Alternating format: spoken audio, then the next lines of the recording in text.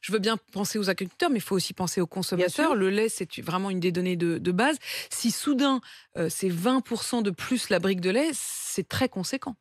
Mais est-ce que c'est aux agriculteurs de se serrer la ceinture pour que les consommateurs puissent boire Mais du est-ce lait que ou c'est aux manger de la viande? consommateurs de se Il serrer y a la eu ceinture? 8 ans, il y a eu 8 ans de baisse des prix. 8 ans. 8 ans de déflation. Aujourd'hui, il y a un phénomène dont vous n'avez pas parlé, mais on va l'évoquer, c'est le manque de viande. Oui. On perd des animaux, il y a une décapitalisation. On Les perd des animaux agriculteurs, parce qu'on perd des agriculteurs, en on- fait.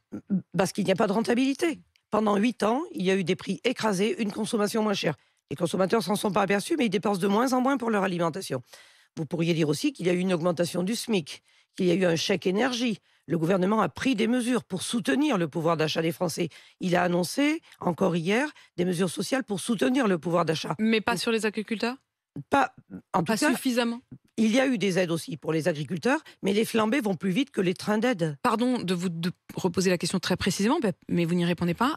Les 20%, ils sortent d'où? Est-ce que c'est vraiment précisément 20% ou est-ce que c'est l'occasion aussi de rattraper peut-être d'autres choses? J'en sais rien. Je veux simplement dire 20%, c'est très important. Est-ce que ça correspond au centime près à l'augmentation que eux subissent dans la production ou est-ce que c'est aussi l'occasion pour les agriculteurs Non, de récupérer un peu de marge? non, c'est pas du rattrapage, parce que les choses se font de façon organisée. Il y a des indicateurs de coûts de production qui sont fixés par l'interprofession, c'est l'ensemble des acteurs, et qui servent à déterminer le prix du lait aux agriculteurs.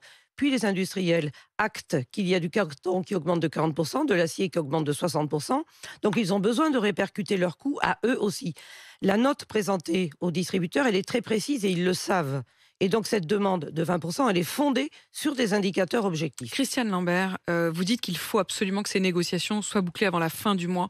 Sinon quoi? Il y a danger pour l'agriculture Bien française? sûr, il y a aujourd'hui des entreprises qui vont faire des arbitrages, maintenir ou arrêter l'activité.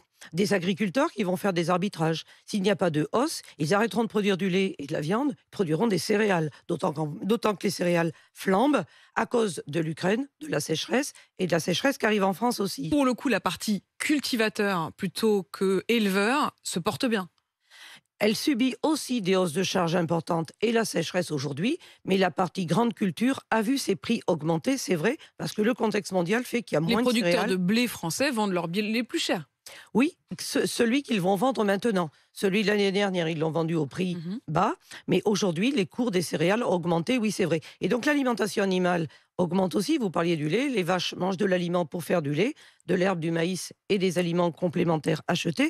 Voilà ce qui explique aussi la hausse nécessaire.